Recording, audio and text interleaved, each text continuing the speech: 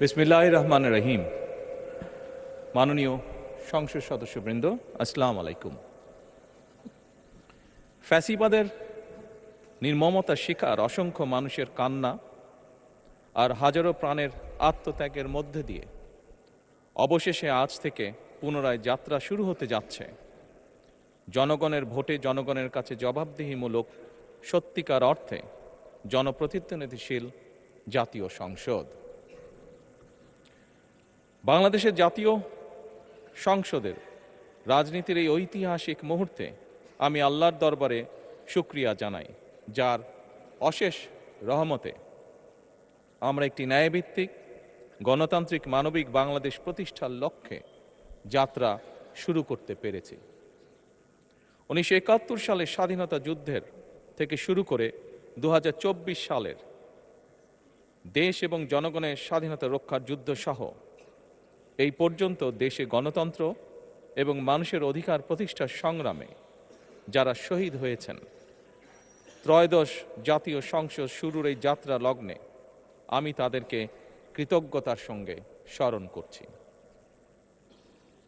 এই আন্দোলন সংগ্রামে যেসব মায়েরা তাদের সন্তান হারিয়েছেন, যেসব সন্তানেরা তাদের প্রিয়জন হারিয়েছেন, যেসব পরিবার তাদের সন্তান স্বজন হারিয়েছেন, যেসব আহত মানুষকে তাদের স্বাচ্ছন্দ্যের জীবন হারাতে হয়েছে, যেসব মানুষগুলো নির্যাতন, নিপীড়ন, রাজনৈতিক হয়রানি কিংবা মিথ্যে মামলা শিকার হয়ে সর্বস্ব হারিয়েছেন, আমি তাদের সকলের অবদানকেও কৃতজ্ঞতার সঙ্গে স্মরণ করছি। দেশের ছাত্র জনতা, কৃষক, শ্রমিক, শিক্ষক, কবি, সাহিত্যিক, সাংবাদিক, চিকিৎসক, প্রকৌশলী, আইনজীবী, কামার কুমার, জেলে তাঁতি, গাড়ি চালক, ব্যবসায়ী এবং সরকারি বেসরকারি চাকরিজীবী, গৃহিণী, সারা দেশে গণতান্ত্রিক রাজনৈতিক দলের নেতা কর্মী সমর্থক তথা সর্বস্তরের সকল শ্রেণী পেশার মানুষ যাদেরকে গুম, খুন, হত্যা, নির্যাতন, নিপীড়ন, মিথ্যা হামলা মামলা কিংবা জীবন্ত মানুষের কবরস্থান তুল্য বর্বর বন্দিশালা, আয়নাঘর, কোনো কিছু দিয়েই যাদের গণতান্ত্রিক আকাঙ্ক্ষাকে রুখে দেওয়া যায়নি, যাদের সাহসী ভূমিকায় দেশে পুনরায় গণতন্ত্র ফিরে এসেছে, আমি ত্রয়োদশ জাতীয় সংসদের এই যাত্রা লগ্নে দেশের স্বাধীনতা প্রিয় গণতান্ত্রিকামী বীর ছাত্র জনতাকে জানাই অভিনন্দন।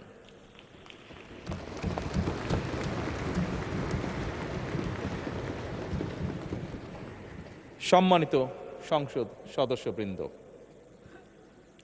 দেশনেত্রী মরহুমা বেগম খালেদা জিয়া জনগণের অধিকার প্রতিষ্ঠায় দেশে সংসদীয় গণতন্ত্র প্রতিষ্ঠা করেছিলেন, সংসদীয় গণতন্ত্রকে প্রাতিষ্ঠানিক রূপ দিয়েছিলেন। সেই গণতন্ত্রকে প্রহসনের রূপ দিয়ে জাতীয় সংসদকে হাস্যরসের খোরাকে পরিণত করা হয়েছিল। দেশে তাবিদারি শাসন শোষণ কায়েম করা হয়েছিল। দেশে সংসদীয় গণতন্ত্র এবং জনগণের অধিকার পুনঃপ্রতিষ্ঠা করার জন্য দেশনেত্রী বেগম খালেদা জিয়া জীবনের শেষ দিন পর্যন্ত লড়াই করেছেন। জীবনে কখনোই স্বৈরাচার কিংবা ফ্যাসিবাদের সঙ্গে আপোষ করেননি। দেশে আজ থেকে আবারও সেই কাঙ্ক্ষিত সংসদীয় গণতন্ত্রের যাত্রা শুরু হলো, আলহামদুলিল্লাহ।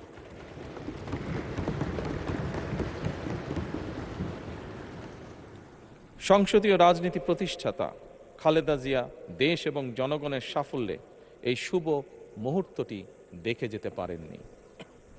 আজ তাই এই জাতীয় সংসদে দাঁড়িয়ে আমরা দেশ এবং জনগণের স্বার্থে আপসীর নেতৃত্ব, ব্যক্তিত্ব, স্মরণীয়, বরণীয়, অনুকরণীয় রাজনীতিবিদ মরহুমা খালেদা জিয়াকে গভীর শ্রদ্ধার সঙ্গে স্মরণ করছি।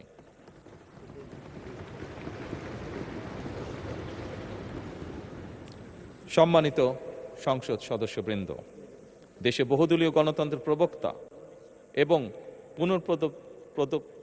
প্রবর্তক, স্বাধীনতার ঘোষক শহীদ প্রেসিডেন্ট জিয়াউর রহমানের একটি উক্তির কথা আপনাদের সামনে আমি স্মরণ করতে চাই।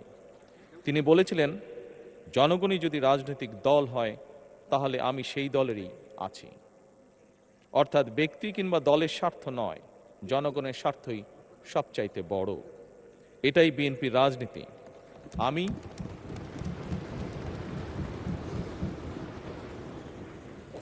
আমি প্রথমবারের মতন বাংলাদেশ জাতীয়তাবাদী দল বিএনপি থেকে জাতীয় সংসদ সদস্য নির্বাচিত হয়েছি।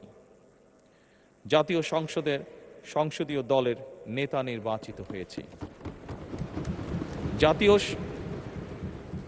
জাতীয় সংসদে দলের প্রতিনিধিত্ব করলেও প্রধানমন্ত্রী হিসাবে আমি এই জাতীয় সংসদে দেশের প্রতিনিধিত্ব করছি।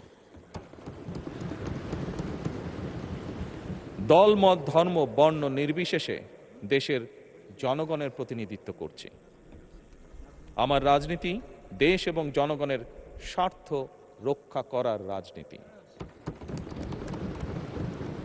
বিএনপির রাজনীতি জনগণের জীবন মান উন্নয়ন এবং স্বনির্ভর বাংলাদেশ গড়ার রাজনীতি।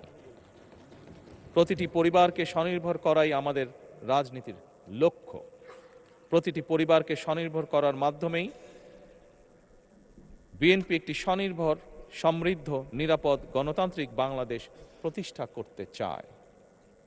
এই লক্ষ্য অর্জনে আমি জনগণের সমর্থন এবং সহযোগিতা চাইছি। এই মহান জাতীয় সংসদে সকল দলের নির্বাচিত প্রতিজন সংসদ সদস্যের সমর্থন এবং সহযোগিতা আশা করছি।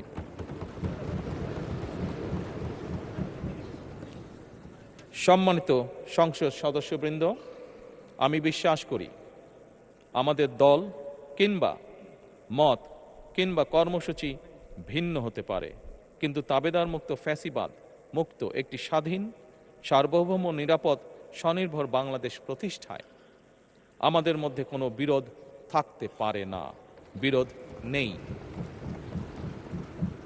জাতীয় সংসদকে জাতীয় কর্মকাণ্ডের কেন্দ্রবিন্দু না করে বিতাড়িত ফ্যাসিস্ট সরকার জাতীয় সংসদকে অকার্যকর করে ফেলেছিল।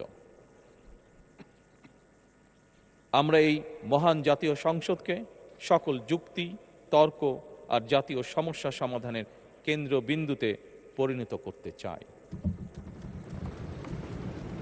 সম্মানিত সদস্যবৃন্দ, নতুন সংসদ যাত্রা শুরু করার সময় সংসদের সাবেক স্পিকার কিংবা ডেপুটি স্পিকার উপস্থিত থাকার কথা ছিল, কিন্তু পতিত, পরাজিত, বিতাড়িত ফ্যাসিস্ট সরকারের জনবিরোধী এবং গণবিরোধী কর্মকাণ্ডের ফলে যে জনরোষ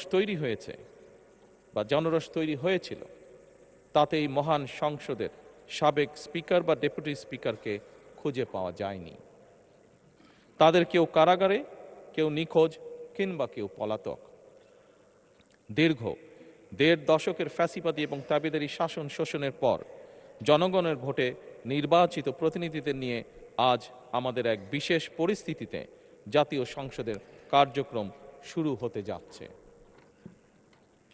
এমন পরিস্থিতিতে আমরা সংবিধান এবং সংসদের কার্যপ্রণালী বিধির বিধান অনুসরণ পূর্বক ত্রয়োদশ জাতীয় সংসদে সভাপতিত্ব করার জন্য আজ আমি প্রবীণ রাজনীতিবিদ এবং 5 বারের মতন নির্বাচিত জাতীয় সংসদ সদস্য জনাব ডক্টর খন্দকার মোশাররফ হোসেনের নাম প্রস্তাব করছি।